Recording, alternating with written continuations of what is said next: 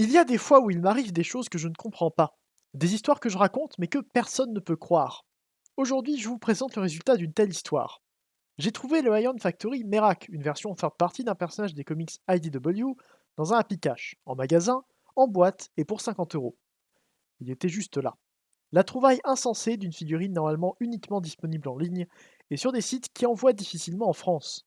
Et le voilà qui me tendait les mains, 2 jours après Noël, en bas d'une étagère de quelques figurines dans un magasin de revente.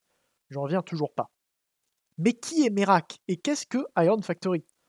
Iron Factory est une compagnie qui vend des figurines inspirées par Transformers dans une échelle réduite. Contrairement à beaucoup d'autres compagnies dans le même genre, Iron Factory a son style propre, une vision que je pourrais qualifier d'animé des personnages qu'on connaît, sans vraiment prendre de parti vers un style officiel. Sauf pour l'équipe de Merak. Merak est l'un des membres de cette équipe que Iron Factory a surnommée Spirits of the DEC. Il s'agit de leur version de la DJD, la division de justice Decepticon. Ce sont des personnages très appréciés des comics More Than Meets the Eye, notamment pour leur violence et leur design, plutôt que les nombreuses critiques qu'ils personnifient. J'ai d'ailleurs fait une vidéo où je parle du personnage de Tarn, leur chef, plus en détail. Merak reprend donc le personnage de Thesaurus, un personnage exclusif aux comics, qui reprend comme nom de code l'une des 5 premières villes de Cybertron tombées aux mains des Decepticons. C'est le plus grand membre de la DJD, capable de détruire facilement leurs victimes. Comme tous les autres, c'est vrai, mais avec son petit trait particulier que je présenterai plus tard. Ce mode alternatif est typiquement cybertronien, c'est une sorte de véhicule sans équivalent terrestre, avec d'énormes chenilles et des bras sur le dessus. Littéralement, parce qu'il a les bras du robot visibles sur les chenilles arrière, mais je disais plutôt ça pour les grands bras articulés que je montrerai un peu plus tard. Les couleurs de Thesaurus sont superbes et les applications de peinture sont très bien faites. Bien sûr, pour le prix par rapport à la taille, on s'attend à ce qu'il soit bien fait. Il est vendu autour des 60 euros normalement, ce qui est déjà cher pour une figurine de la taille d'un Deluxe. Heureusement, la qualité et la masse aident à justifier ce prix.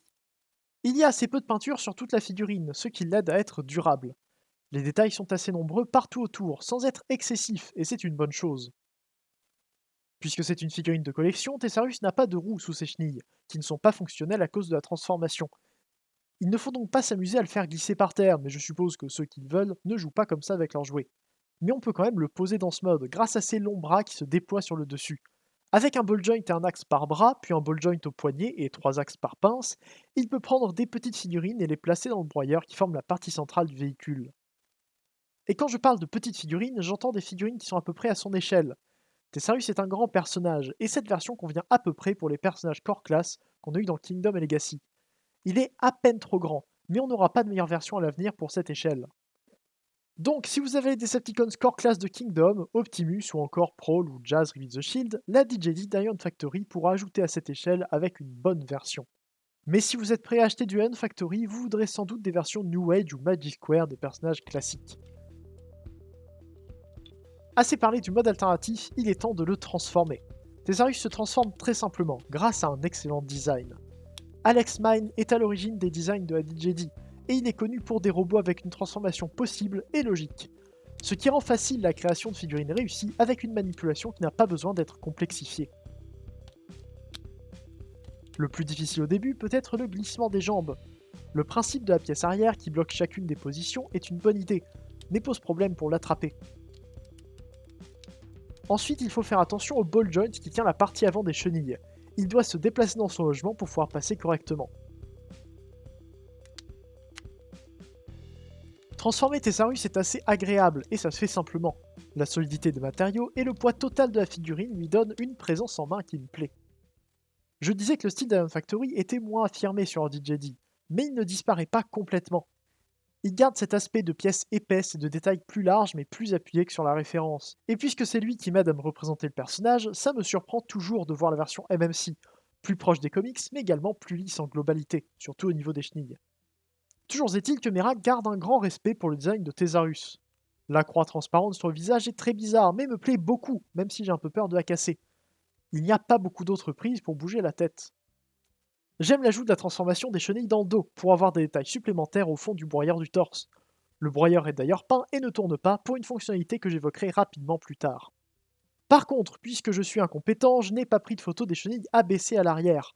Mais grâce à leur ball joint, Thesaurus peut avoir un tapis roulant pour éjecter les pièces détruites des Decepticons qu'il tue. Et c'est une très bonne chose. On passe ensuite aux bras, avec des épaules gigantesques. C'est un point important de Thésaurus, dont une bonne partie du volume est située dans ses chenilles repliées qui cachent presque les avant-bras, qui eux sont de taille normale. Mais ceux-là on les a déjà vus sur le mode alternatif. Concernant les jambes enfin, je noterai un problème plutôt lié aux articulations. L'écran des hanches empêche tout positionnement entre des jambes droites et une pose trop large, et c'est un peu dommage. C'est le plus gros défaut que je pourrais trouver à ce Thésaurus, mais ça n'en est pas un que j'effacerai. Pour lui donner des poses simples, c'est assez compliqué à cause de ses crans. Mais sinon, niveau design et détail, tout est encore une fois très bon. La taille assez impressionnante des pieds sur le design de Milne a été respectée ici. Le dos est très propre, avec seulement ses énormes bras à l'arrière qui donnent un aspect encore plus effrayant à Thésaurus, et une batterie de missiles derrière la tête. Et avec ça dans son dos et le broyeur à l'avant, Thésaurus n'a pas vraiment besoin d'autres accessoires. C'est pour ça qu'il n'a avec lui que 2 paires de mains supplémentaires, des mains un peu ouvertes pour tenir des accessoires sur peg 5 mm, et des mains encore plus ouvertes pour donner des poses bien dynamiques. Et le mieux, c'est que ces mains sont elles-mêmes sur des pegs 5 mm, ce qui permet de les utiliser sur tous les Transformers officiels actuels, ou d'utiliser des effets de tir sur les poignets de Merak. Les compagnies tierces sont également connues pour leur bonne qualité, et les articulations en sont un critère important pour beaucoup de monde. Grâce à ça, Thésaurus devient bien articulé un peu partout. Il reste cependant assez standard avec des articulations qu'on a à présent l'habitude de voir sur les Generations actuelles, et les amplitudes peuvent être parfois limitées à cause de son simple design plutôt que par des problèmes de construction. Je peux noter quand même 2 points importants concernant les articulations, et le premier est l'ab crunch, qui permet de ramener le bassin vers l'avant sur quelques crans avant de devenir un axe à friction simple. Au final, c'est assez peu efficace, encore une fois à cause du design, mais c'est bien que ça soit là. Et l'autre point à noter est l'articulation des hanches. J'en ai déjà un peu parlé, mais je veux simplement ajouter que ce sont des ratchets très solides dont il aurait pu se passer. Mais on y revient plus tard. Il ne me reste plus grand chose à dire sur Thésaurus. Niveau taille, malgré son appartenance à l'échelle nommée Legends, il est plutôt grand. Environ le volume d'un Voyager standard actuel pour la taille d'un Deluxe moyen, et la masse d'un bon Leader Class, si je devais comparer de façon imparfaite avec des classes connues. Ce n'est que pour donner une idée, puisque je répète que les classes ne sont pas un rapport de taille de figurine. Mais bref, il passe plutôt bien avec les Decepticons Core Class, mais encore mieux avec les autres third party à petite échelle, même si le style IDW et Iron Factory ne colle pas vraiment à ce que je pourrais présenter à côté. Et il n'y a plus qu'une seule chose à dire sur ce Thésaurus, et sur l'équipe en général. Vous le savez sans doute déjà, mais l'équipe de la DJD de Iron Factory est très particulière. Pas seulement parce que c'est l'une des 2 seules équipes complètes qu'on a de ces personnages pour le moment, ni parce que c'est la plus petite version de ces personnages. Mais Thésaurus se démonte. Les bras à l'arrière sont sur des ports 5 mm, ce qui peut le rendre parfait pour armer un Transformers récent. Et s'il fait ça, et que ses épaules se détachent aussi, c'est parce qu'il se combine avec les autres. C'est une fonctionnalité que n'ont pas les personnages originaux, mais avec assez peu de pièces dédiées, la DJD Iron Factory se combine en un Tarn géant. Ils ont remarqué que Ilex avait des mains énormes et que Thésaurus avait des épaules de Tarn surdimensionnées, et ils ont décidé de continuer sur ce chemin en proposant un mode combiné. Et le mieux, c'est que si ça n'avait pas été pour les ratchets des hanches, qui seront ceux du mode combiné, on n'aurait pas pu deviner qu'il y avait un mode combiné là-dedans.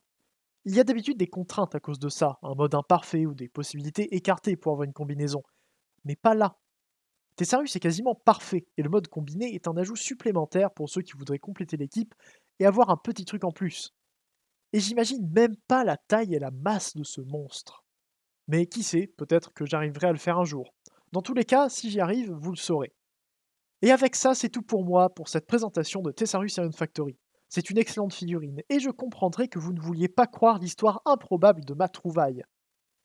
Il est en ce moment réédité en couleur Tarn pour avoir un mode combiné plus cohérent. Donc si les couleurs ne sont pas très importantes pour vous et si vous voulez une très bonne représentation de Tessarius à une échelle abordable, vous pouvez y aller.